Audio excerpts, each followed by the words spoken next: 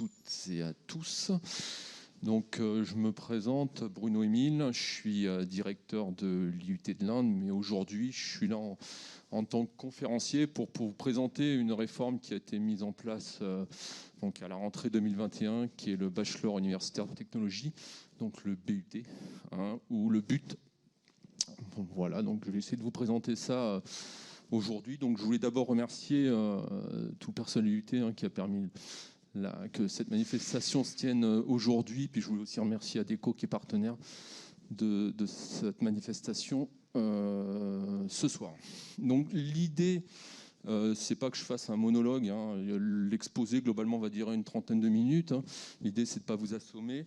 Mais ce qu'il ne faut pas hésiter, c'est poser des questions, parce qu'il y a des choses qui vont être liées les unes aux autres. Et donc, n'hésitez pas à poser des questions au cours de mon exposé, s'il y a des choses que vous ne comprenez pas ou sur lesquelles vous voulez que je sois un peu plus précis, si je peux. Donc l'exposé va se dérouler de la façon suivante. Je vais d'abord rapidement vous présenter l'UT de l'Indre, pour ceux qui ne connaîtraient pas. Derrière, je vais vous présenter l'historique de cette réforme, pourquoi elle a été mise en place. Derrière, je vais vous présenter plus l'aspect pédagogique de cette réforme. Et la troisième partie concernera en fait l'approche par compétences, qui est le cœur en fait de cette réforme de bachelor. Alors, il faut savoir que je vous ai dit que le bachelor a été mis en place donc cette année, donc uniquement pour la première année, et donc l'année prochaine, il y aura la deuxième année du bachelor et la troisième année. Donc, c'est dans 2 ans et demi en fait qu'on aura vraiment une lisibilité complète sur la formation. Il faut savoir aujourd'hui, il y a uniquement le programme de première année qui est écrit. L'écriture des deuxième et troisième années sont en cours, donc on n'a pas une lecture vraiment fine des années qui suivent, même si globalement, bien sûr, on sait vers quoi on va. Voilà. Donc je vais commencer par vous présenter donc, la structure qui vous accueille, qui est l'IUT de l'Indre.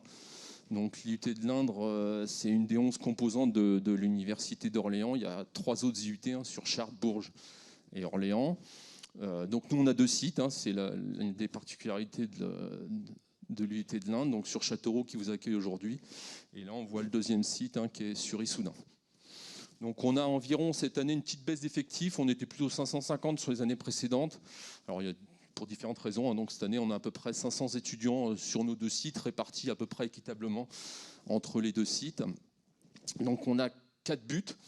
Alors on a 4 DUT aussi qui se terminent, puisque les étudiants qui sont en 2e année sont encore en DUT. Donc cette formation se termine cette année. Donc on a 4 buts qui ont commencé cette année et 3 licences professionnelles. On a une centaine d'apprentis répartis pratiquement sur la totalité de nos formations.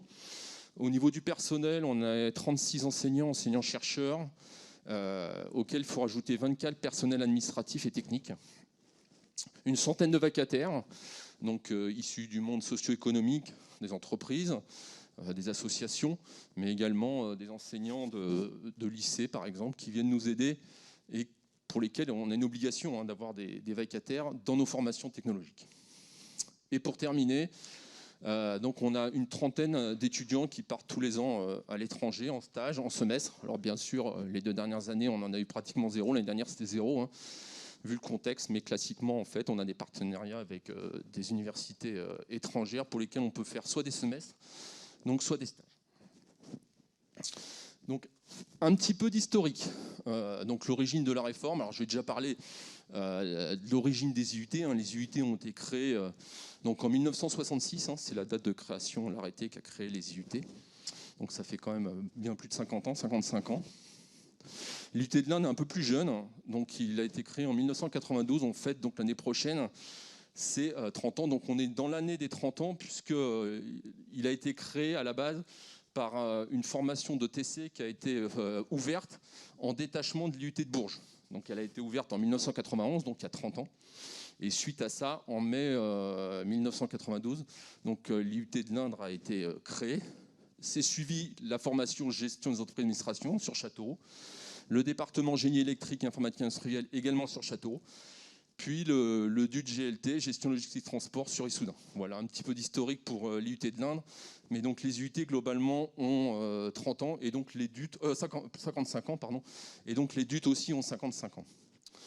À la suite de ça, il a été créé, alors c'est globalement dans l'idée du LMD, hein,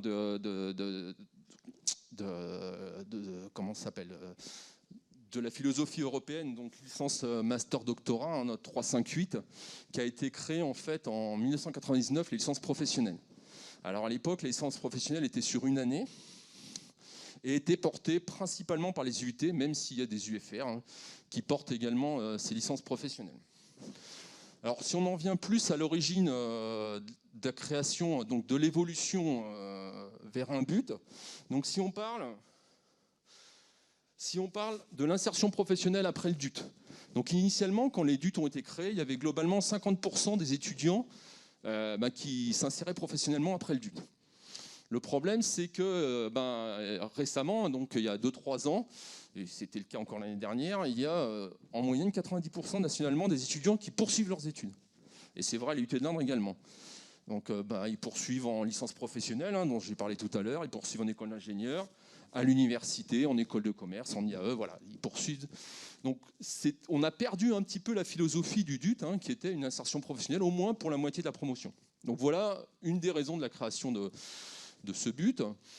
Après, une autre raison, c'était le ministère souhaite d'offrir aux lycéens issus de bac technologique des possibilités de poursuite d'études dans l'enseignement supérieur.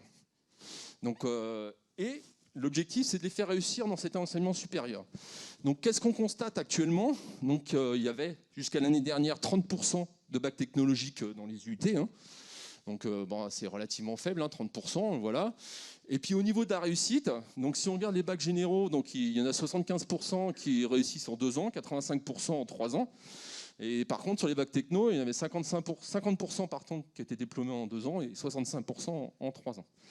Donc le ministère, je répète, veut insérer plus les bacs technologiques dans l'enseignement supérieur et donc qu'on puisse aussi les faire réussir. Et c'est une des idées qui a amené cette réforme-là.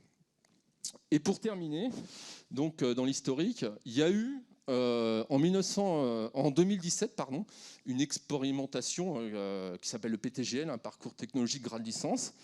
C'était en fait, c'est ce qui a initié le but derrière. Donc l'objectif, c'était d'avoir un parcours pour les bacs technologiques avec une sécurisation du parcours. C'est-à-dire qu'un étudiant qui rentre à l'UT, il allait forcément en licence pro, il était pris dans une des licences pro, forcément. Et donc une sécurisation du parcours sur 3 ans. Et sur la 3e année, il y avait une obligation de faire de l'apprentissage. Et l'idée derrière, bien sûr, c'était de l'insertion professionnelle. Donc ce parcours expérimental a concerné 10% des étudiants sur tous les UT, sur 46 UT, sur les 115 qui existent.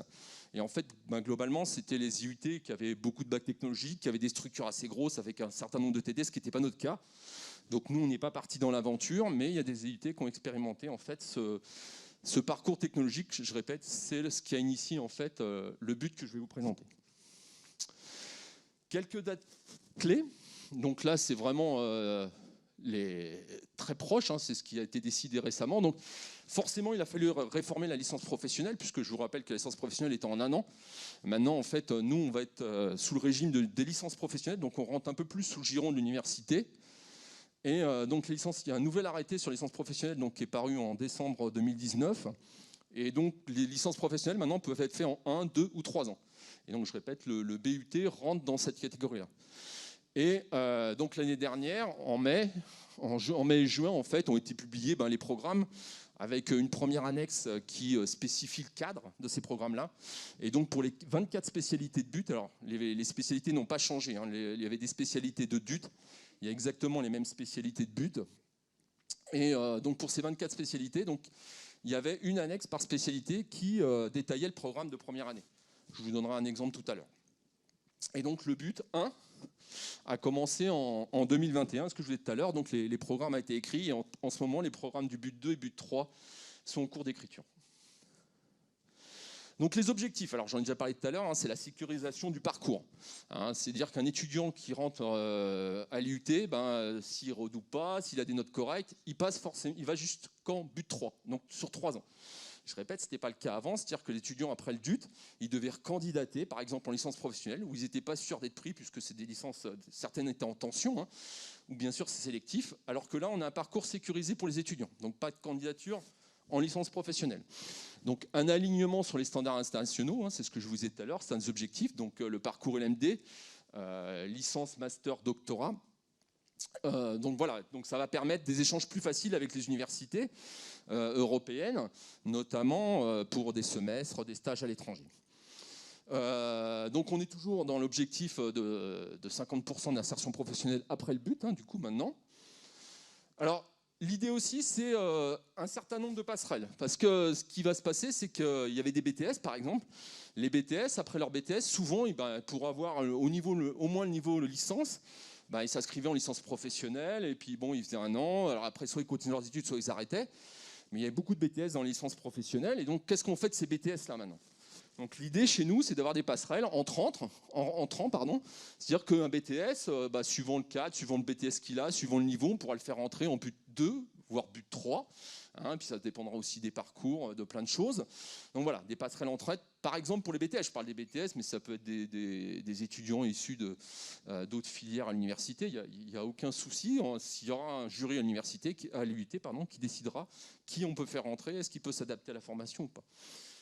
Et pareil, des passerelles sortantes, hein, pour des étudiants qui veulent partir sur d'autres formations ou qui veulent faire d'autres poursuites d'études sans attendre la validation de leur diplôme. Et il faut savoir que jusqu'à présent, le DUT existe toujours, hein, donc il n'y a pas eu de suppression en fait, de ce diplôme-là. Donc au bout de 2 ans, les étudiants pourront avoir le DUT. Alors on a marqué nouvelle formule, pourquoi? Parce que ça ne sera pas le même diplôme, hein, la formation ne sera pas la même. Maintenant, elle est étalée sur 3 ans avec une organisation qui est quand même différente. Et donc, ça ne sera pas les mêmes étudiants qui sortiront au bout de 2 ans que ceux qui sortaient au bout de 2 ans l'année dernière.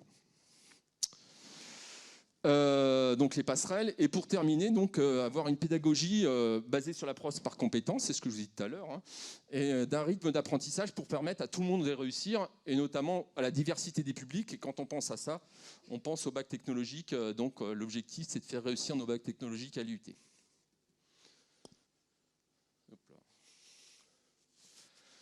Donc quelques conséquences de cette création des buts.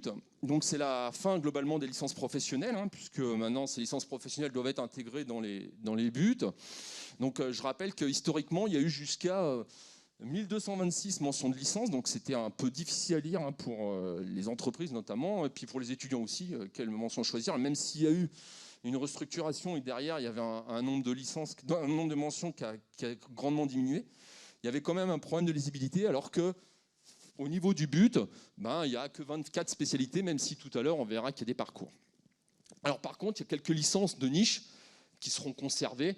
Alors je vous ai mis une licence qui est faite à l'IUT de Blois, donc qui est une licence métier de la vision, qui recrute uniquement des BTS opticien-lunetier pour un métier très précis.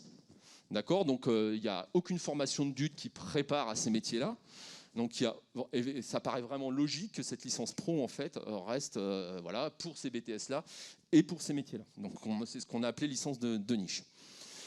Donc les conséquences, c'est au niveau des poursuites d'études aussi. Avant, on avait des étudiants qui, après le DUT, continuaient en école d'ingénieur, en école de commerce, en IAE. Maintenant, après le but 3, les écoles d'ingénieurs, est-ce qu'ils vont vous reprendre en 2e année, en 3e année? Alors, ce qui se dessine, c'est qu'ils risquent de prendre les meilleurs étudiants après le DUT en 2e année. Hein, et par contre, des étudiants, entre guillemets, un peu plus faibles, hein, qui valideront quand même le but, ils les referont. Alors, il y aura sûrement une année de perdu. Ils recommenceront en 2e année d'école d'ingénieur, donc poursuivre un cursus classique en fait, d'école d'ingénieur. Donc, il y aura effectivement... Ça dépendra essentiellement des écoles, ça ne dépend pas de nous, hein, et ça dépendra aussi des étudiants et de leurs souhaits et de leur niveau par rapport à ces poursuites d'études. Au niveau de l'international, j'en ai parlé tout à l'heure, le fait qu'on rentre dans un schéma LND et le fait qu'on soit sur 3 ans, ça va ouvrir des opportunités pour les étudiants de partir sur plus de semestres. Hein. Avant, on avait une limitation, puisqu'ils partaient classiquement soit en S3 au semestre 3 ou au semestre 4. Là, ils ont la possibilité de partir entre le semestre 3 et le semestre 6. même si bien sûr on a quelques contraintes, mais voilà, ça ouvre des possibilités.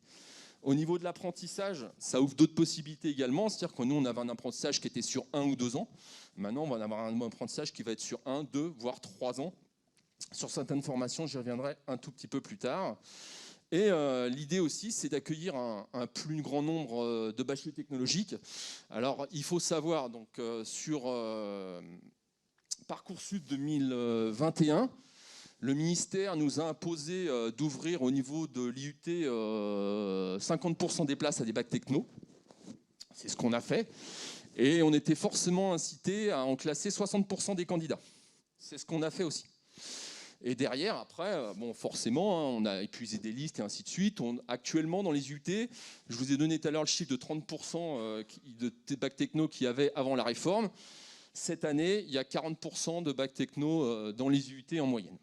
Donc voilà, au niveau de l'intégration, au niveau de l'accueil des bacs technologiques, donc il y a une augmentation quand même de 10%, ce qui est loin d'être négligeable. Le cadre de la formation. Alors le cœur, donc l'idée c'est pas de lire ce qui est écrit, vous le verrez pas, moi non plus d'ailleurs. Le cœur en fait de la formation, la structuration, elle est formée autour de l'approche par compétences. Et là on voit 2 exemples en fait de référentiels de compétences. À droite on voit le référentiel de compétences sur un parcours pour le département technique de commercialisation. Et à gauche pour le département logistique. Alors juste pour votre information, jusqu'à il y a 15 jours, le département logistique s'appelait Gestion logistique et transport. Et depuis 15 jours, maintenant, il s'appelle Management de la logistique et des transports, donc MLT. Donc il y a eu un changement de nom, en fait, au niveau de ce but. Donc voilà, après, les enseignements sont les mêmes. C'est simplement une stratégie globalement de lisibilité. Hein, donc ils ont souhaité changer de nom. Donc voilà, ça, c'est vraiment le cœur. J'y reviendrai tout à l'heure. Hein, je vous détaillerai un référentiel de compétences. Et donc, c'est le cœur vraiment de nos formations.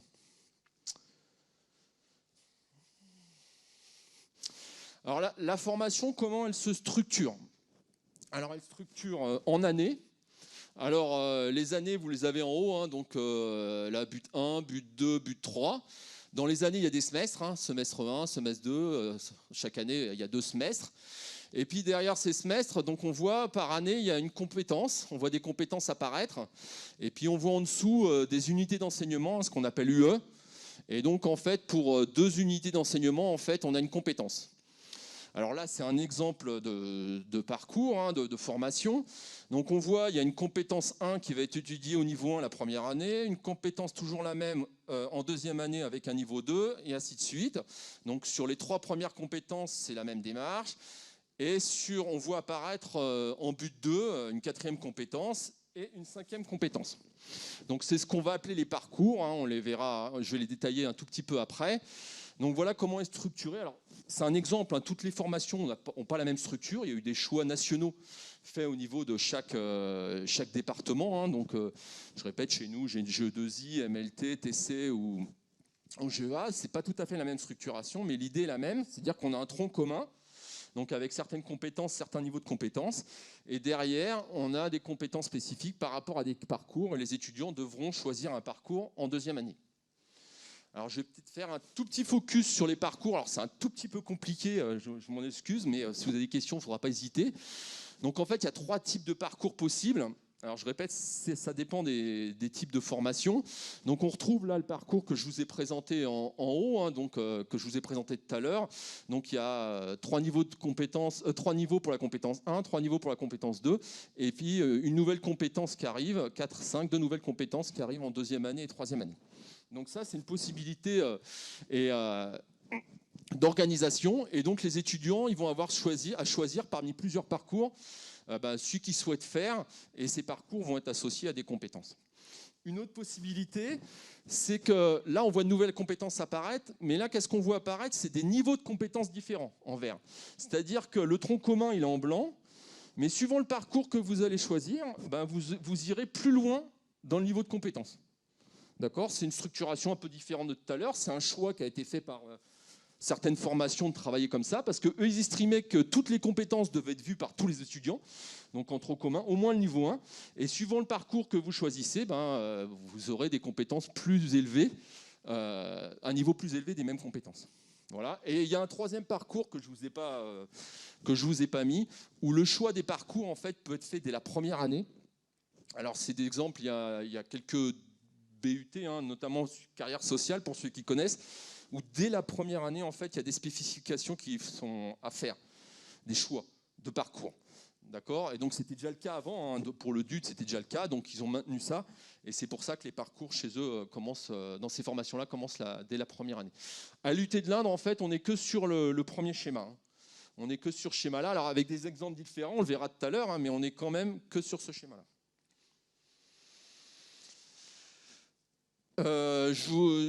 Donc les parcours par spécialité, je viens d'en parler. Chaque spécialité a choisi le nombre de parcours qu'il voulait développer. Donc le nombre de parcours, c'est entre 2 et 6 par spécialité. Donc il y a des parcours, il y a des spécialités, je crois que c'est... non, je ne sais plus qu'il y en a 6. Mais 2, je sais, c'est chez nous, il y a un parcours, une formation, pardon, MLT, qui propose que 2 parcours nationalement. Là, ce que je vous parle, c'est nationalement. Et par contre, il y a des formations qui en proposent 6. Alors, je vous donne l'exemple du but RT, hein, c'est réseau et télécom. Donc, cette formation de but propose 5 parcours. Donc, par contre, chaque UT ne va pas proposer 5 parcours. Hein. On le verra tout à l'heure à l'UT de l'Inde. Nous, sur chaque formation, on ne propose pas tous les parcours parce qu'on n'a pas les compétences, les capacités, le nombre d'étudiants et ainsi de suite. Et c'est pareil dans tous les UT. Mais ça veut dire que nationalement, on peut proposer 5 parcours. Et ce que j'ai voulu vous montrer, bien sûr, c'est la correspondance avec les licences pro qu'il y avait avant. Hein. On retrouve bien sûr des thèmes équivalents. Donc, il y avait par exemple en RT, il y avait 3 licences pro que j'ai identifiées, qu'on retrouve dans les parcours, avec bien sûr des mots nouveaux comme les clouds, comme l'Internet des objets. Mais voilà, donc il y a une correspondance entre licences professionnelles qu'il y avait avant et les parcours qui sont proposés dans les buts. À l'UT de l'Indre, donc je vous ai dit, il y a 4 départements, hein, GEA, GE2I, TC et MLT. Nous, chaque département a choisi 2 parcours. D'accord. Donc si on regarde en GEA, il y avait 4 parcours de proposés. Nous, on en propose 2. Donc on propose gestion comptable, fiscale et financière, gestion et pilotage ressources humaines. Alors c'est déjà des parcours qu'on proposait dans le DUT. Hein, d'accord. En GE2I, donc on a 2 parcours, il y en a 3 nationalement de proposés. Donc on propose électricité, maîtrise de l'énergie, automatisme et informatique industrielle, pardon. Donc il faut savoir, en GE2I, il y avait une licence pro qui était sur l'automatisme et l'informatique industrielle, donc ce parcours est complètement dédié. Et en deuxième année, on avait un parcours informatique industrielle et un parcours plus énergie. Et donc on retrouve en fait dans ces 2 parcours-là ce qu'on faisait déjà en partie à l'IUT. Pour le département TC, technique de commercialisation, il y a 5 parcours proposés nationalement. Nous, on va en proposer 2, donc business développement et management de la relation client, et stratégie de marque événementielle. Donc stratégie de marque parce qu'on proposait déjà un parcours luxe dans la formation, et événementiel parce qu'on a une licence pro qui est dans ce cadre-là, et donc qui va qu'on va intégrer dans cette formation-là. Et pour finir, le département MLT, donc logistique. Alors eux, ils n'avaient pas de licence professionnelle, ils n'avaient pas de parcours. Eux, tout est nouveau chez eux. Donc il y avait 2 parcours proposés nationalement. À l'UT de l'Inde, on en propose 2. Donc globalement, c'est de la logistique connectée ou de la logistique durable. Voilà ce qui est proposé à l'UT de l'Indre. Et je fais un petit focus sur l'apprentissage. J'en ai parlé tout à l'heure. Donc MLT, donc la logistique, propose l'apprentissage en 3 ans, en 1, 2 ou 3 années. Par contre, si on commence dès la première année, on fait un contrat de 3 ans. Si on commence en deuxième année, et ainsi de suite, un contrat de 2 ans. Et les autres formations proposent donc l'apprentissage à partir de la deuxième année, donc pour 1 année ou pour 2 années. Et donc ça, c'est vrai sur tous les parcours. On le propose sur tous les parcours. Organisation pédagogique. Alors tout à l'heure, je vous ai parlé, je ne sais pas si vous vous rappelez, il y a des compétences, et ces compétences sont liées à des unités d'enseignement, des UE. Donc il y a 2 UE par semestre par compétence. Et dans chaque UE, en fait, il y a 2 pôles. Il y a un pôle, ce qu'on appelle SAE. Alors c'est situation d'apprentissage et d'évaluation, hein, c'est un mot un peu barbare. Et un pôle ressources. Donc le pôle ressources, c'est classiquement ce qu'on connaît tous, hein. Ça veut dire si on apprend les connaissances fondamentales, voilà, on va apprendre en maths, on va apprendre en électricité, en communication, on va apprendre les bases en fait, qui vont nous permettre après de pouvoir accéder à la compétence visée. Et c'est là qu'interviennent nos SAE, nos mises en situation. Donc l'idée, c'est de mettre l'étudiant en situation professionnelle. d'accord, donc pour lequel il va développer une compétence et à partir desquelles il va démontrer son acquisition. Donc là, je vous présenterai une démarche portfolio qui permet à l'étudiant en fait de valoriser ou pas l'acquisition de la compétence. Et voilà, c'est-à-dire que là, c'est vraiment, on est vraiment dans la nouveauté, c'est-à-dire qu'on faisait quelques mini-projets au sein des formations, on avait des projets, mais là, c'est vraiment quelque chose qui est structurant, qui est dans les programmes. Donc, on est obligé de mettre les étudiants face à des situations professionnelles. On verra des exemples tout à l'heure, et on retrouve vraiment ce qu'on va retrouver normalement dans le monde socio-économique. Alors, il y a une adaptation locale possible. Donc c'est un tiers globalement de la formation. Donc si par exemple on a un contexte économique particulier, on peut imaginer adaptation locale. Alors je donne souvent l'exemple à Agno, il y a une entreprise Agno donc, qui est près de Strasbourg.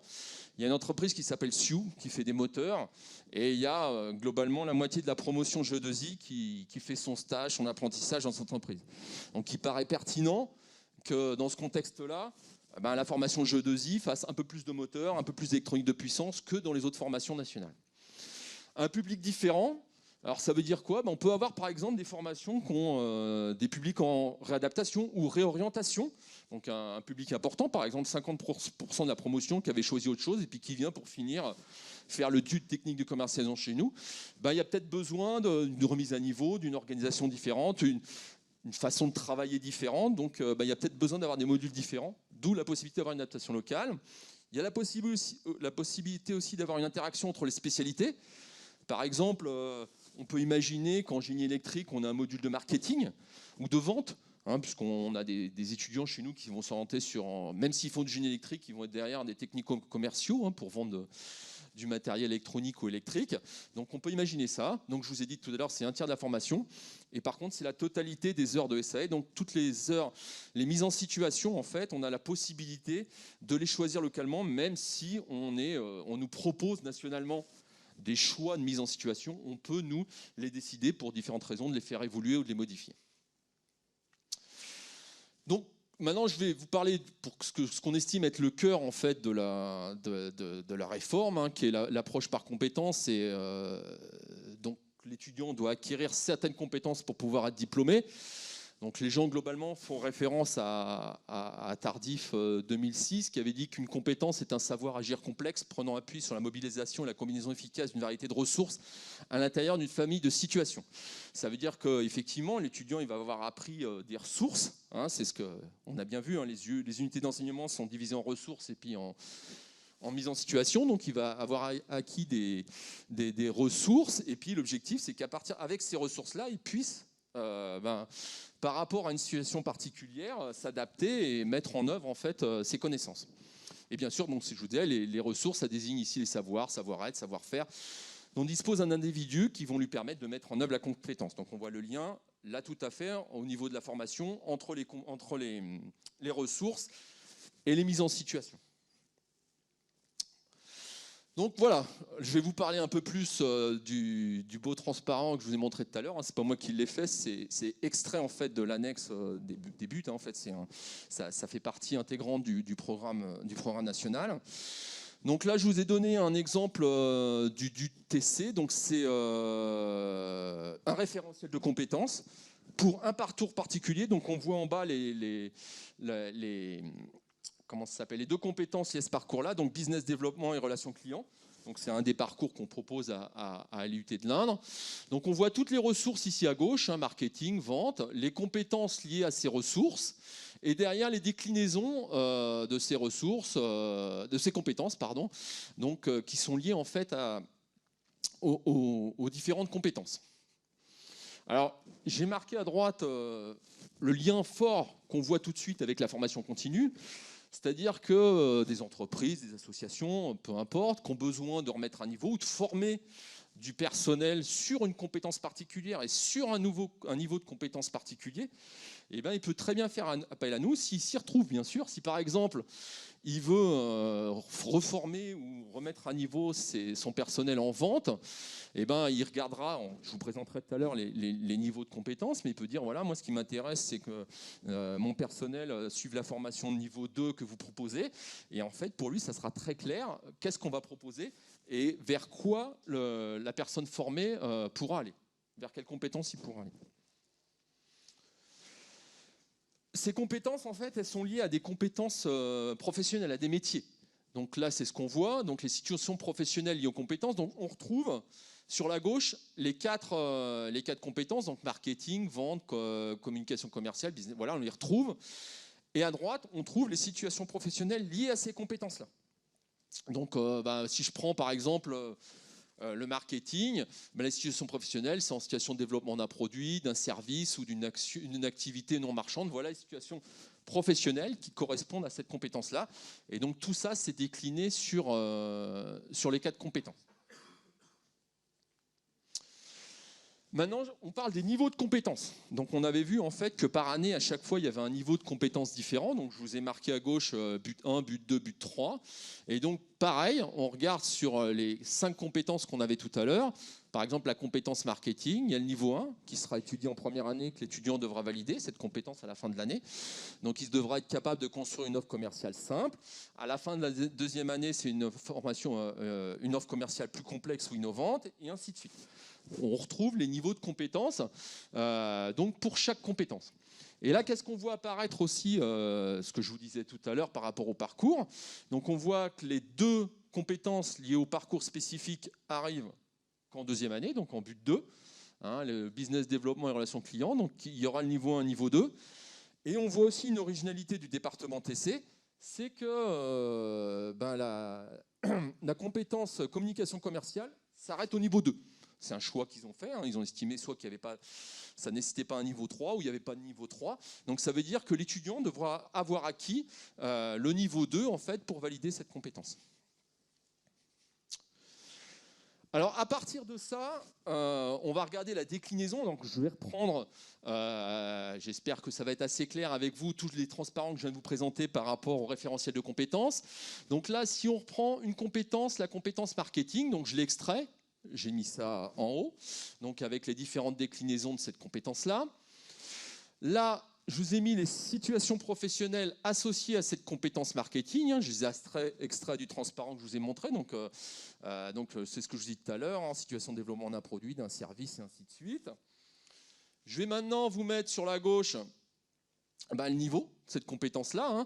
Donc pareil, extrait ici du document que je vous ai montré tout à l'heure. On extrait en fait les 3 niveaux de compétences. Et à partir de tout ça, en fait, on construit les apprentissages critiques. Et donc, c'est les niveaux que devront avoir atteint l'étudiant pour valider la compétence.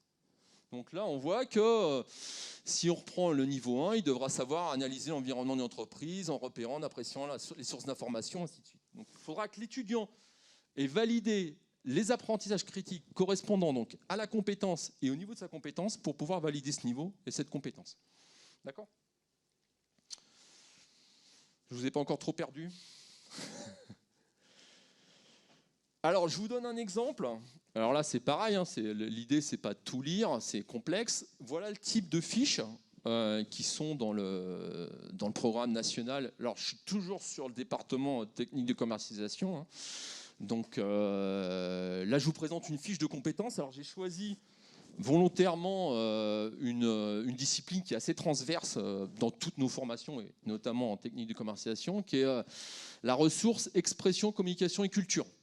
Donc c'est quelque chose en fait c'est vrai qui sert dans de nombreuses disciplines.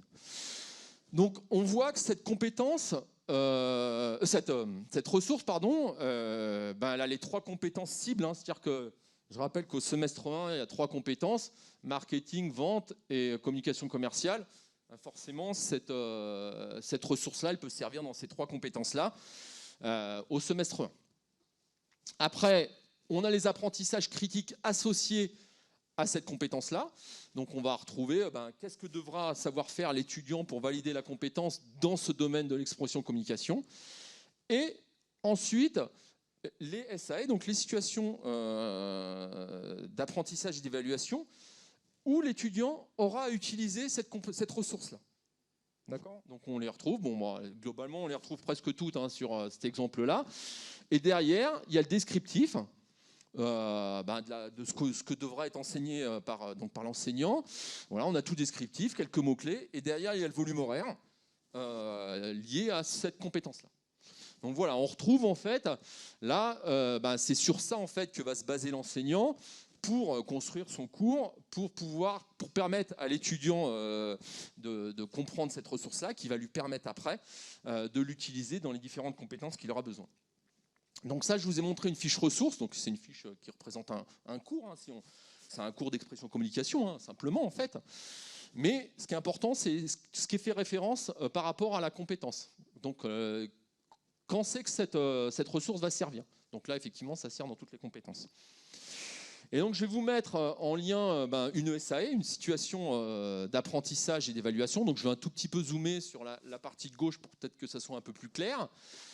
Donc, la compétence ciblée, c'est le marketing. Donc, c'est la première compétence qu'on suit. Alors, les situations d'apprentissage et d'évaluation, surtout en première année, sont liées à une unique compétence. Alors après, il se peut, donc c'est pas encore très clair au niveau des programmes, c'est en train de se mettre en place, qu'une même situation de mise en apprentissage permette de développer plusieurs compétences. Là, c'est une seule compétence.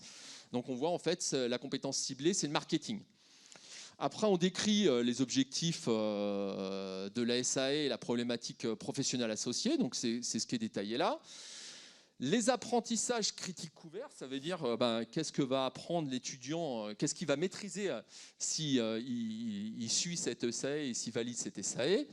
Les heures, donc les heures associées. Alors il y a des heures de présentiel, il y a des heures d'autonomie de l'étudiant. Et pour finir, la liste des ressources mobilisées.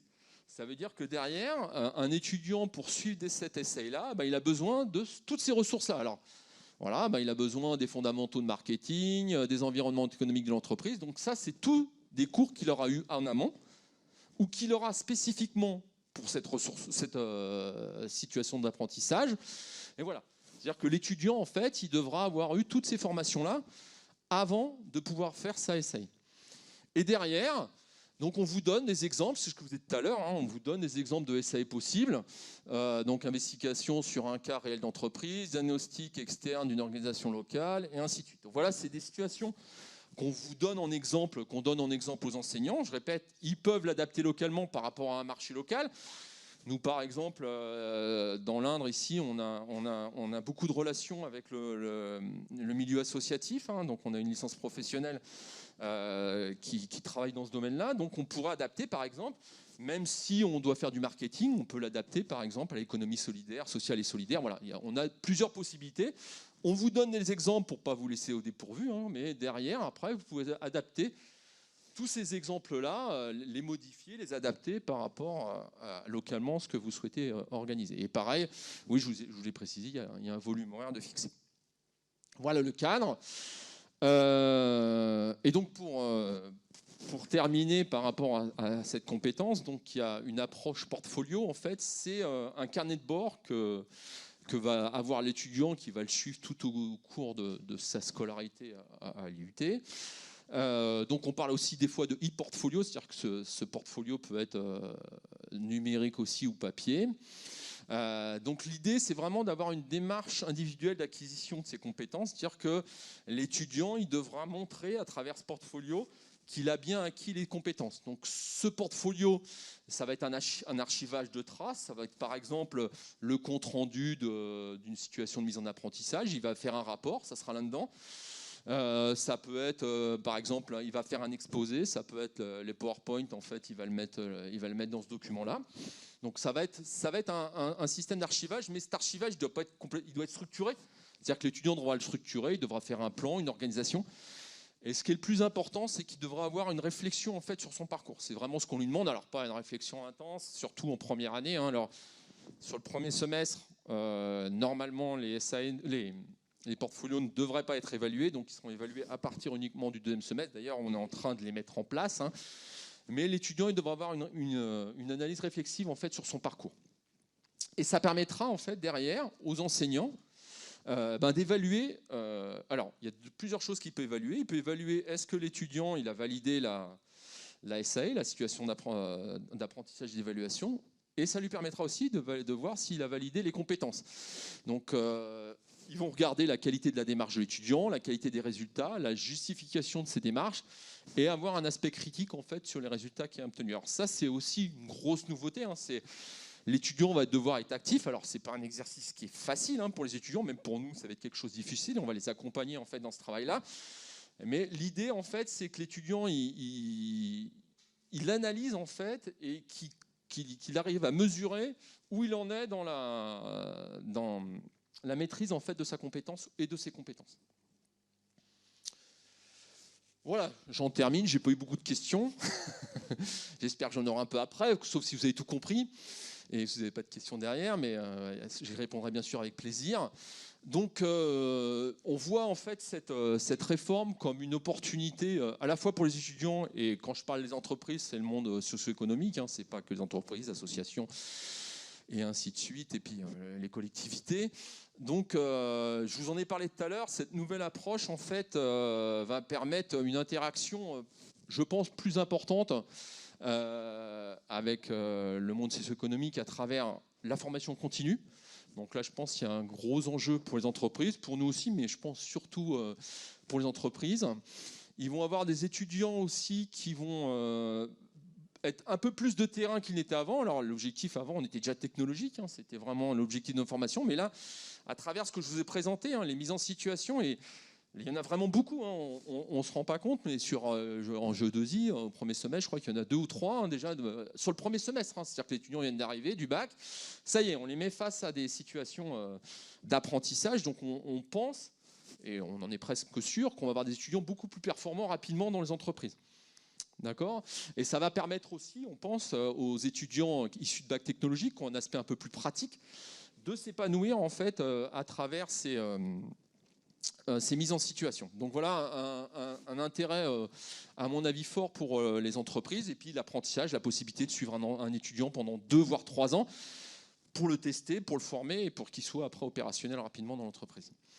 Une meilleure lisibilité des formations, alors ça c'est vrai pour les entreprises, donc on n'a plus que 24 spécialités, donc jusqu'à Bac plus 3. Alors vous allez me dire, il y a des parcours, effectivement il y a des parcours, mais on n'a quand même que 24 spécialités, donc je pense que ça sera beaucoup plus lisible.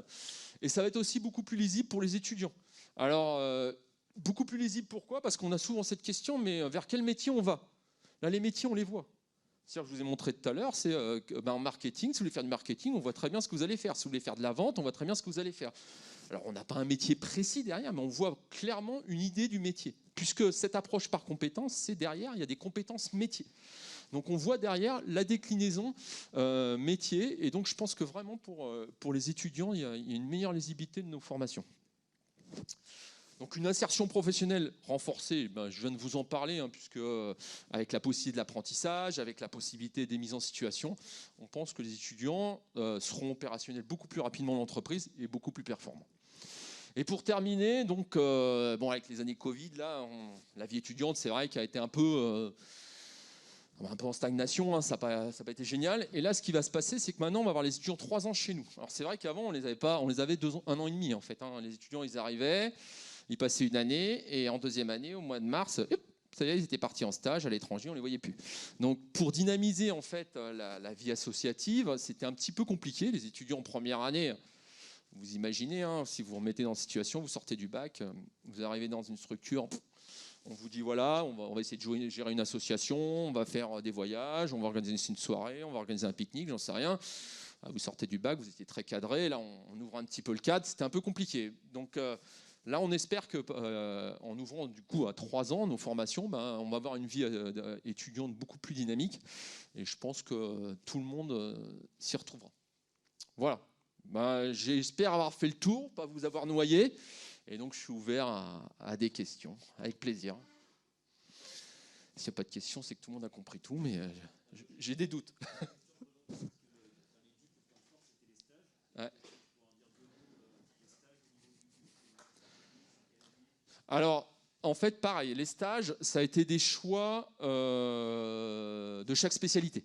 Ça veut dire qu'on a un certain nombre de semaines de stage à faire. Alors, en tête, je crois que c'est 24 à 26 semaines à faire sur les 3 ans.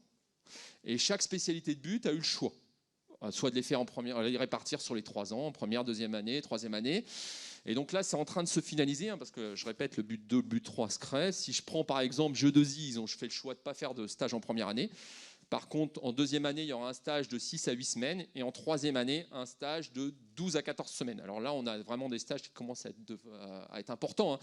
En taille, je rappelle que classiquement, dans un UT, c'était 8-10 semaines. Là, on a des stages qui arrivent à 14, voire 16 semaines. Si je prends l'exemple du département GEA et des 3 autres départements de l'UT de l'Indre, eux, ils commencent un stage. Alors, c'est vraiment un stage découverte en première année de 2 à 4 semaines. Alors, par exemple, pour GEA, ils ont décidé de faire ce stage début janvier. Donc, vraiment au début du deuxième semestre, ils font ce stage début janvier, donc de découverte. Découverte entre guillemets, hein, c'est-à-dire que les étudiants, effectivement, à cette époque-là, ils sont rentrés en septembre à l'IUT, ils ne sont pas très, très performants dans leur discipline. Et puis après, pareil, hein, ils ont des stages en deuxième et troisième année avec des volumes moins importants qu'en jeu de zi, mais ça va être 6-8 semaines en deuxième année et je crois 8-10 semaines en troisième année.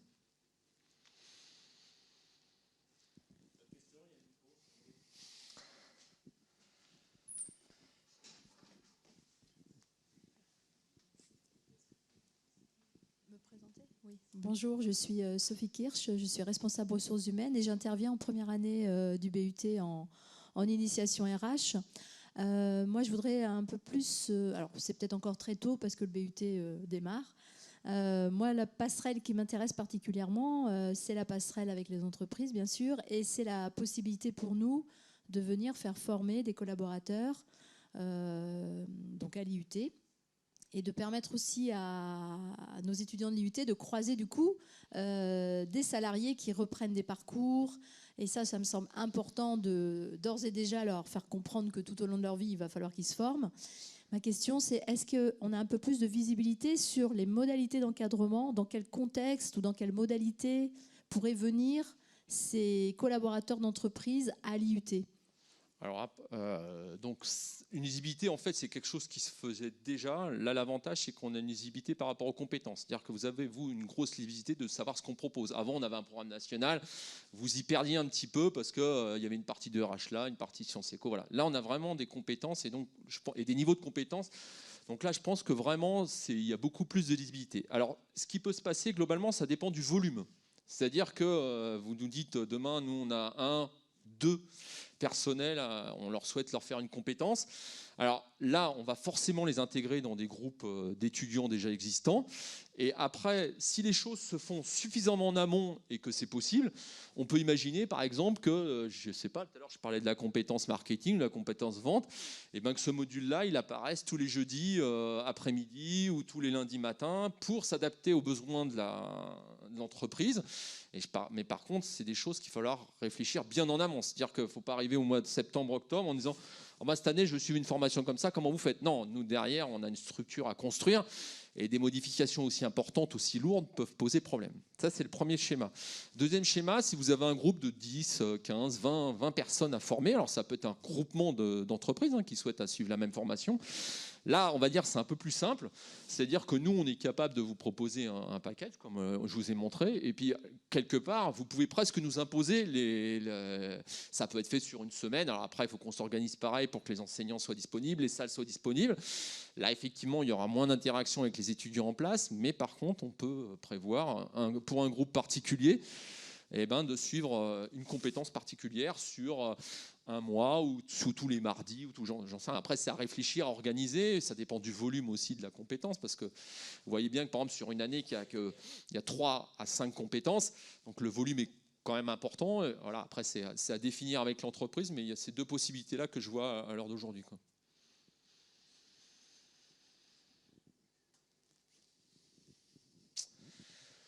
D'autres questions? J'espère qu'au moins vous avez retenu que le but c'est en 3 ans maintenant déjà.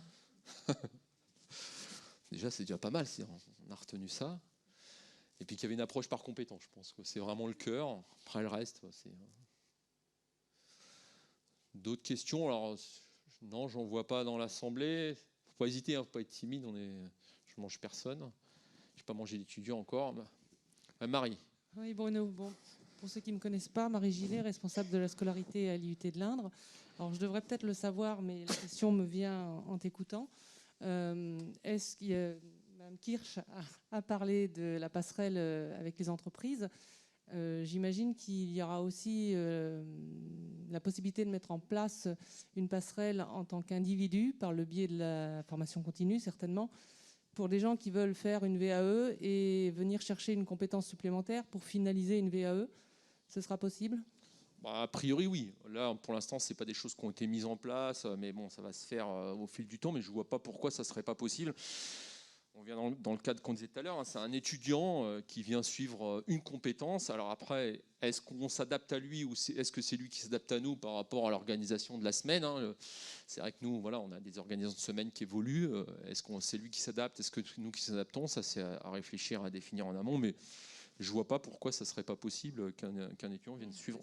C'est pas encore quelque chose qui a été discuté avec le CEFCO ou alors, les organismes de formation continue? Alors le problème, c'est que là, les gens, alors je ne vais pas dire qu'ils ont la tête sous l'eau, hein, mais bon, le but 1 a été pas créé dans l'urgence, hein, mais bon, vous imaginez bien que s'il n'y a eu que le but 1 qui a été écrit, c'est qu'ils n'ont pas eu le temps de faire le but 2, but 3 dans le temps imparti.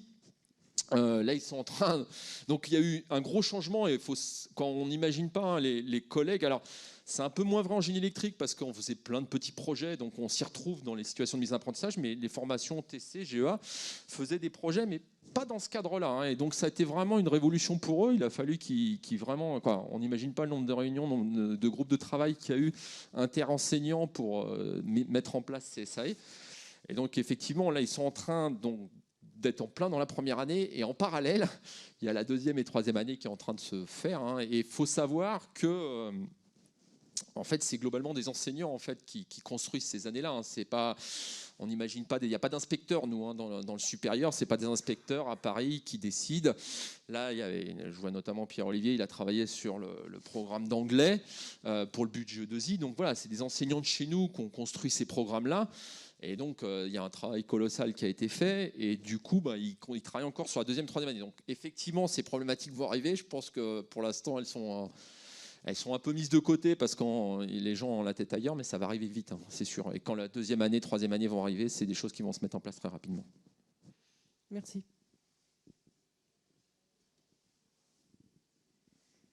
Oui, Corinne Bouchereau, responsable des services administratifs donc à l'IUT. La question était aussi par rapport au portfolio et peut-être l'utilisation du portfolio de l'étudiant après, en fait. L'intérêt aussi d'utiliser cet outil demain dans la vie active. Voilà, est-ce que...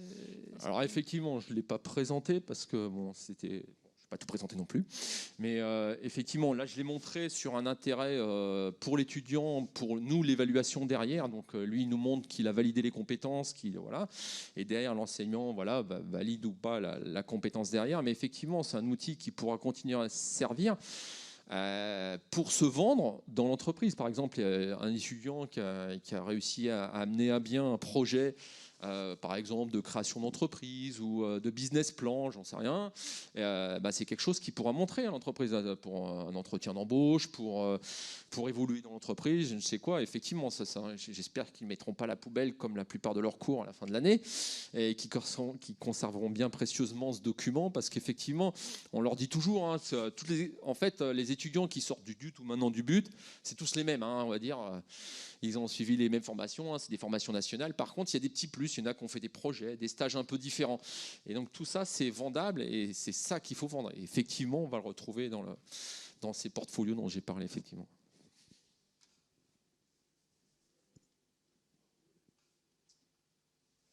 Bon, s'il n'y a pas de questions, ce que je vous propose, donc on a prévu donc on remercie d'ailleurs Adéco nous avoir aidés pour l'organisation de ce petit pot qui vous est proposé donc à la suite de cet exposé. Il ne faut pas hésiter non plus, parce qu'il y a peut-être des questions qui viendront de voir, et puis vous estimez peut-être qu'il y a des questions aussi qui intéresseront peut-être pas toute la collectivité, vous n'avez pas osé les poser, donc vous ne pouvez pas hésiter à venir me voir et puis à m'interpeller. Donc je vous remercie encore une fois d'être venus, et je vous souhaite à tous et à toutes une très bonne soirée.